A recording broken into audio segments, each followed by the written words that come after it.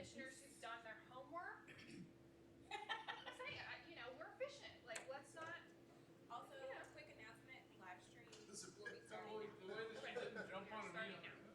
Yes, 12:15. So how, You're in live stream right now. it's on? It's on. Oh. So don't do anything. How do we?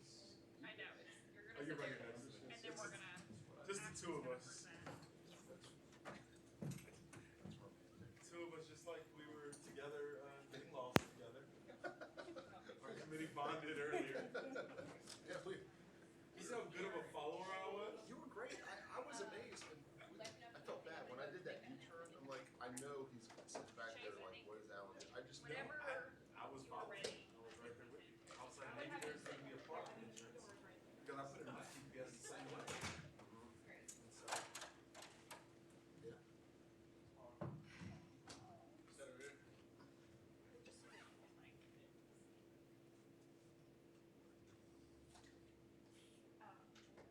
It was good, actually, it was really good. Roll call's easy. Hey, how you doing? We're here.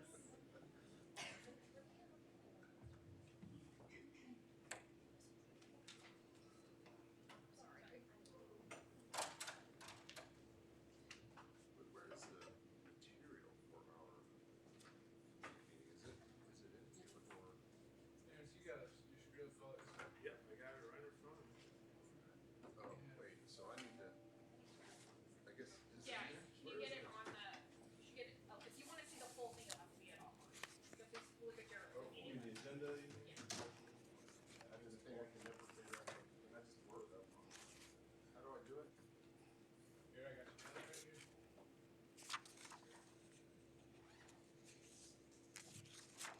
You guys can get on. Well, I use What address am I? You can just pull up the actual website. Oh, just our website? Yeah. Not yet. but I'm gonna-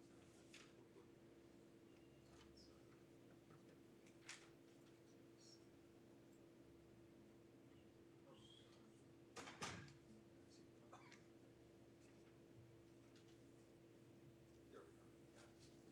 Whoa. That is my pride and joy.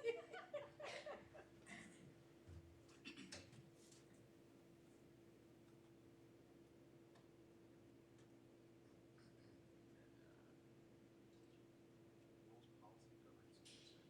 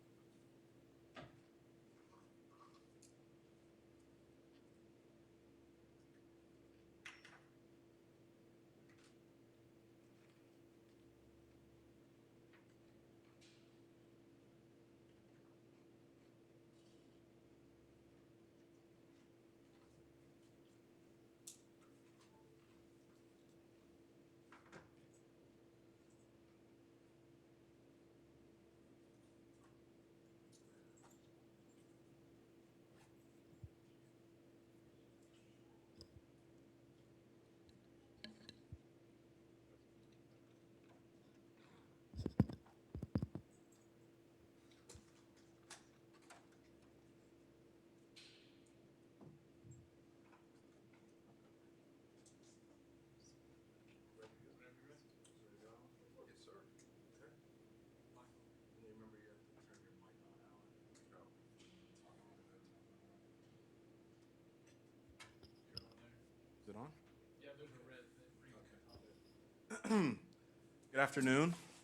Welcome to the March 31st, 2022 meeting of the Rules, Policy, and Governance Committee of the Tennessee Public Charter School Commission.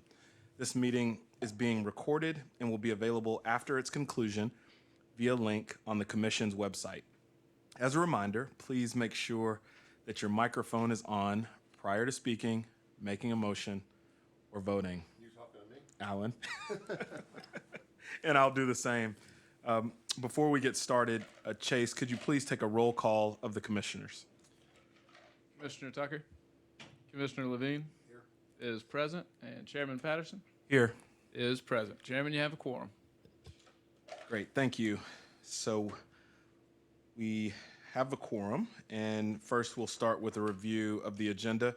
We'll begin with an update on the commission's rules from our general counsel, Ashley Thomas. Then next, Ashley will present updated commission policies for us to vote on.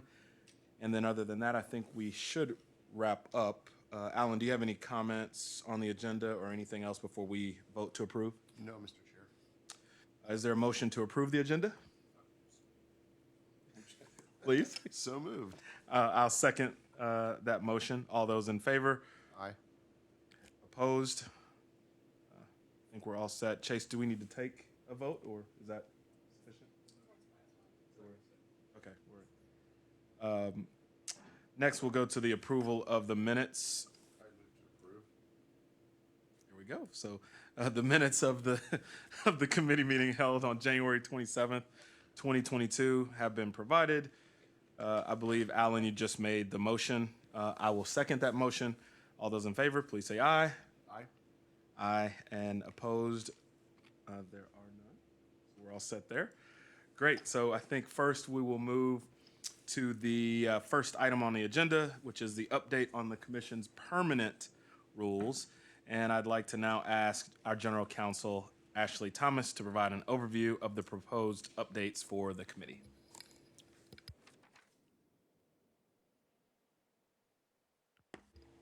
Are we good? Yep. Thank you, Chairman. It's Ashley Thomas, as you stated.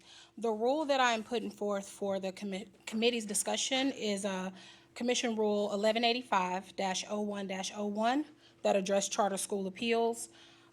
You will note in the red line of the rules, I set forth that the main change being changing the language that says 5 to 7 days to provide additional information if the staff should request it to just being 7 calendar days. That's just based on this past appeal cycle. That can cause some confusion for our operators. And so I think if we can clear up that language, it will provide for a smoother process. And in addition to that, the only other change is that we are moving to have interviews be conducted electronically, again, for our capacity interviews. This has proven to be an easier process for our schools to gather the necessary parties for those capacity interviews if we hold those electronically.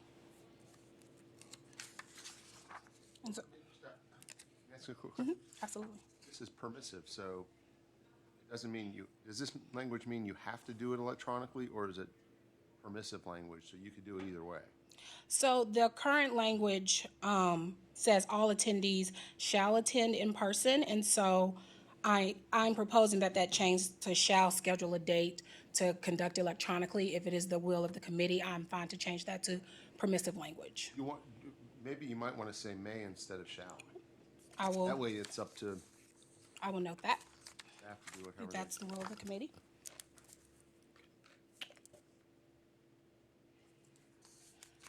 This is Commissioner Patterson. I think that's fine. That seems to make sense. Okay. And I guess the only other thing I want to note about the rules, if you'll notice that I'm proposing that we submit these as proposed rules rather than a rulemaking hearing. They don't feel like really substantive changes. If we receive notice from more than 10 people that are affected by this rule or in association with at least 10 members, of course, we will switch over to have a rulemaking hearing. But as of now, I think that this is small enough of a change that we can do this by a proposed rule. Do you need us to move to approve this? Yes, I would.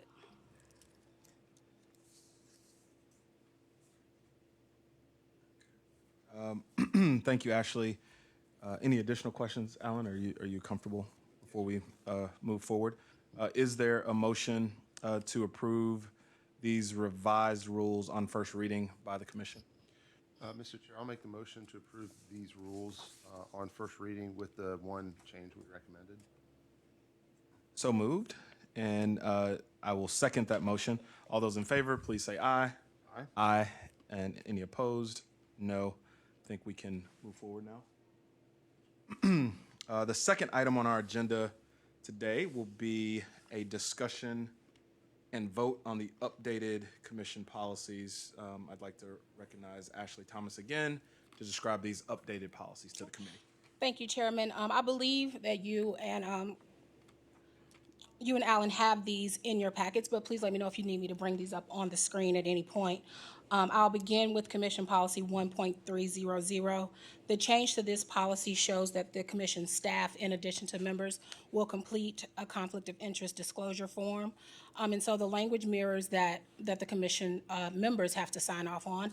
I will say for this year, the commission staff has completed this, and it is in, and I'm keeping a track of that. And if this language is permitted, that's what we will continue to use for the coming years. I would move approval of policy update one for policy 1.300 personnel. So moved. Well, I guess I do have a question before well, let me first second the motion. Do we need to take each of these individually, or So should we take them for all as a but group? For all but 3.900, I think it would be fine because these are updates. 3.900 is a new policy, so I would like to separate that out for discussion and vote. But if you are fine with going through all of them, we can do that as well. Yeah, maybe as a matter of efficiency, Alan, let's withdraw that motion, and then let's go through the first eight. The Eight first is what I eight. have, yes. Yeah, let's go through the first eight, and then we'll take them all together with any recommendations or changes that we may have. Okay. Okay, go ahead. So the next policy is Commission Policy 2.000. This update is to match the rules that the committee just approved that would change the language from the staff requesting additional information and that being provided within 5 to 7 days to match the rule language of 7 calendar days. It also has the commission staff will schedule a date for the interview to be conducted electronically. Based on our discussion of the rule, I would change that to may schedule for it to be conducted electronically to match the rule as well. And then Commission Policy 2.100, you will note again that this has the interview date to be scheduled electronically. I will change that language to be may as well to match the rule. And that is the only change in Commission Policy 2.100. Commission Policies 2.200 and 2.300 deal with renewal and revocation appeals. Again, that language is being proposed to be changed to match the rule to have the commission staff request additional information and that be returned within 7 calendar days. And then I will have the permissive language about the capacity interview as well for both of those.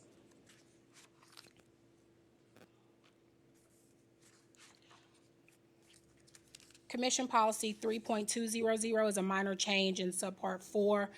It includes a reference to the commission staff policy, the commission staff conflict of interest policy that we are implementing in the 1.300 policy.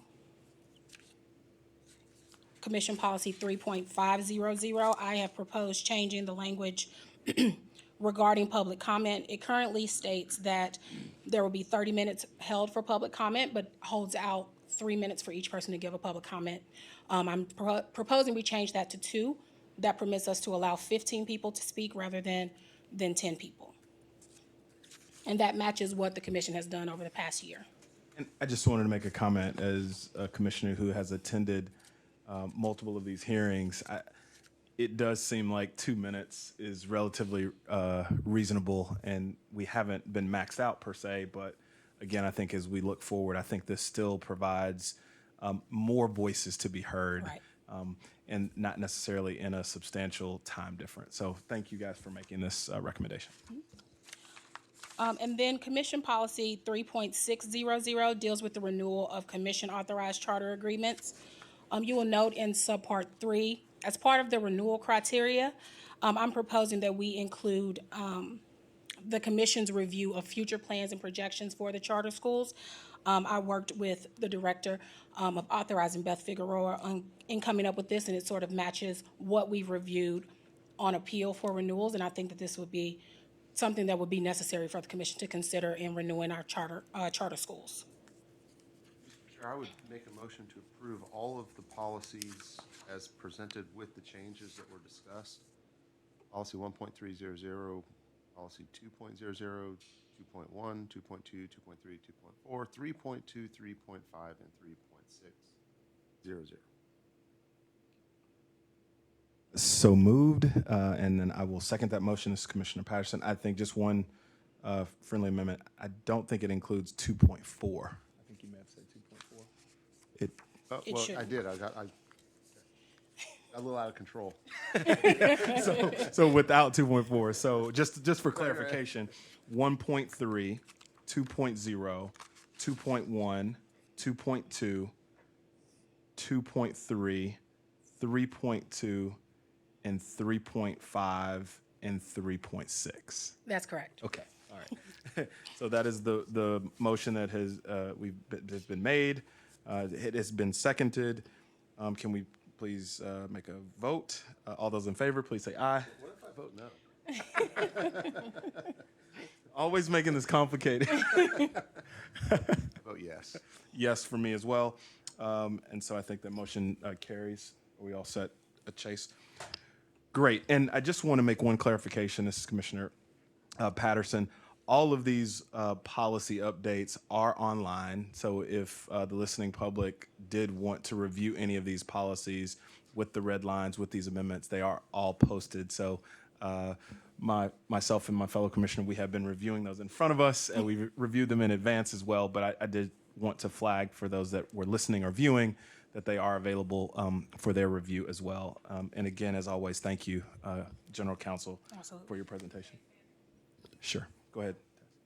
Tess Stovall, we will also, as a part of another committee meeting, we're talking about school operator engagement. And so one of the topics of a school operator meeting we had last Friday was we sent all of these red lines to our schools and reviewed these changes with them.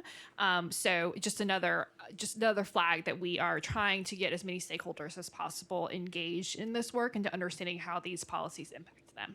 Thank you. Great, thank you. General Counsel, any other comments or questions? Oh, No, we just have to take policy care of 3.9. policy 3.9. That's right. So this would be a new policy, as I stated earlier, policy 3.900. This will govern any amendment petitions that the commission receive for its authorized schools.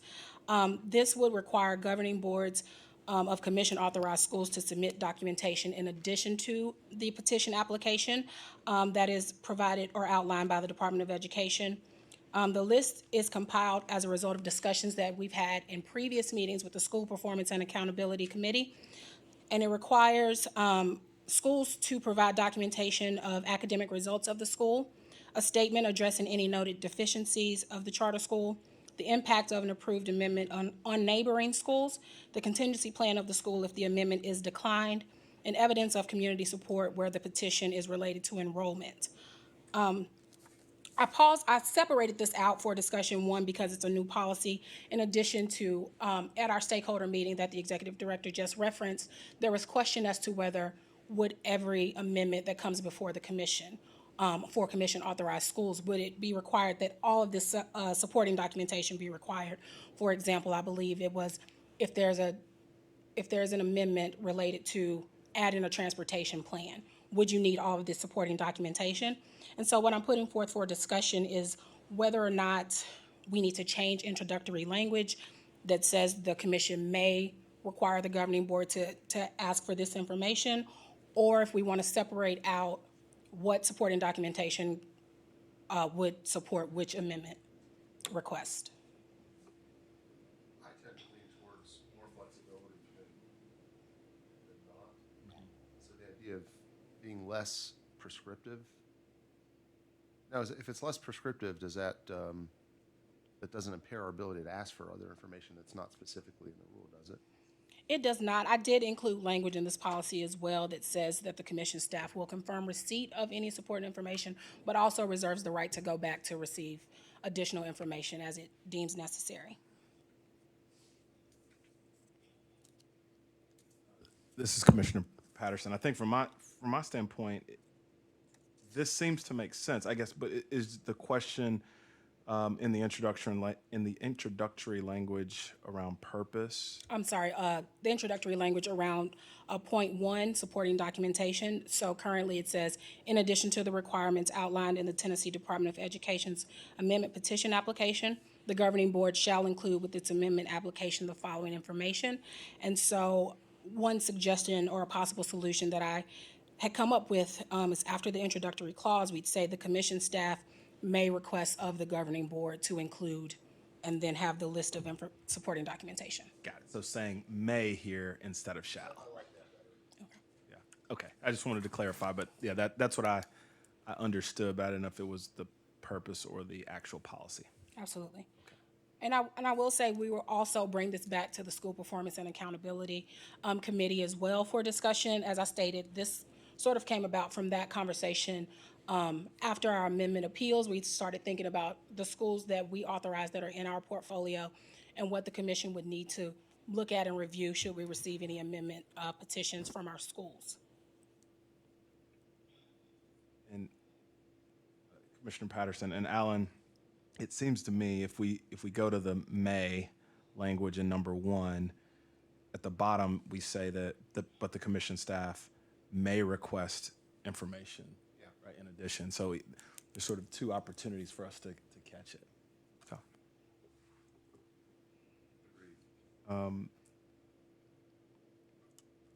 Tess, is there anything from your standpoint or that we may be missing? Testoval, no, I think just for you all's knowledge, this is on first reading. So we're going to take y'all's feedback. We'll take the feedback from the other committees in tomorrow's commission meeting to figure out exactly, because I think there are some things that we would want, if I'm looking at this list, across all petitions, right? The contingency plan, the like, what happens to if this is not approved? But there might be some that we would want to, I like that kind of we put the caveat at the bottom for petitions around enrollment. We say specifically, so I think that we might do some rearranging.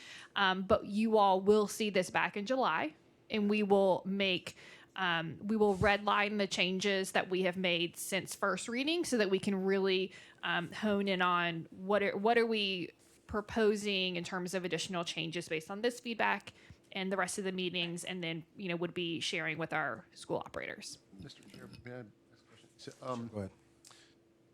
so on number one there, I like the recommended change, but maybe if I'm not misunderstanding you, Tess, are you saying, for consistency's sake, you do want, at a minimum, A through E provided, so that the application is consistent across different? So I think to respond to that question, there are the department's application sets out some consistencies across all applications. Right.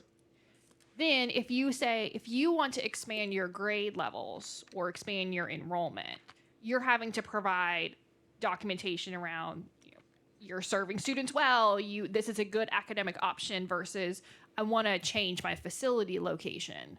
That would have additional requirements. And so what I think we should do is I think across some of these, across A through E, regardless of the petition, we would want to know, a statement around the impact of the approved charter agreement. What is the contingency plan should this, regardless of the amendment, and not be approved? Right. But you all may I'm just taking it as the transportation. If they're like, well, we just want to add a transportation plan, do we really need teacher turnover data? So I think there's just a way to potentially restructure that's like, shall collect this, may collect this, to give some permissive, but also I think we want to set our operators up for success, and that we're not going back and forth and like, oh, actually we needed this, right? So when they're coming to petition us, it's very clear what they should expect and what this process is going to look like. Well, why not say something like, after the comma there, the governing board shall include with its amendment application relevant or information relevant to the approval it is seeking. To the amendment application. Right, which may include the following, but not be limited to. That was exactly what I was thinking, Alan. Just saying relevant to. Right, right, because you're right. We don't want them spinning their wheels looking for stuff that has nothing to do with what they're applying for. Yeah. but we do want what's relevant, and what's relevant may actually not be listed here. So we got to give ourselves the capacity to do both. So may include, but not limited Well, to. I would say the governing board shall include information relevant to the application which they are seeking for which they're seeking approval, which may include the following, but not be limited to. May include A through E, but not be limited to. So it's, you cover everything. Are you making that motion? That would have been a motion. That was a motion. Okay, so, Chase, should we restate that just to be clear? Or? It should cover, okay, all right, okay. I'm sorry, just before you vote, I did want to ask the Director of Authorizing, Beth Figueroa, if there was anything I was lacking that you want me to call out for this committee on this particular policy. Okay, We've sufficiently complicated it for you. just covering all bases. And just a reminder that this is first reading, and as our Executive Director said, we'll bring it back, these changes in July, on final reading. So just for clarification, this is Commissioner Patterson. Commissioner Levine has made the motion as described and articulated, and I will now be seconding that motion as described and articulated previously. So all those in favor of the motion, please vote by saying aye. Aye. Aye. And those opposed, nay. I think that motion carries. We all set? It's so complicated with two members on the committee. Can we just like look at each other and nod? I was so tempted to vote no, though. I just wanted to be that Every guy. time, the suspense. Ashley, thank you very much, as always, and thank you to the staff. Thank you all for your attendance and participation at this meeting of the Rules, Policy, and Governance Committee of the Tennessee Public Charter School Commission. And at this time, I reluctantly am looking to you, Alan, to ask if there are any final comments or anything else for the meeting. No, just for the sake of efficiency, I will refrain from any comments. Thank you. If there are no further comments, do we have a motion to adjourn the meeting? So moved. Seconded. Those in favor, please say aye. Aye. And opposed? Okay. Thank you again. The next meeting of the Rules, Policy, and Governance Committee is scheduled for July 28th, 2022. We are adjourned. Been the strangest committee meeting I've ever been involved in. Oh, hot mic.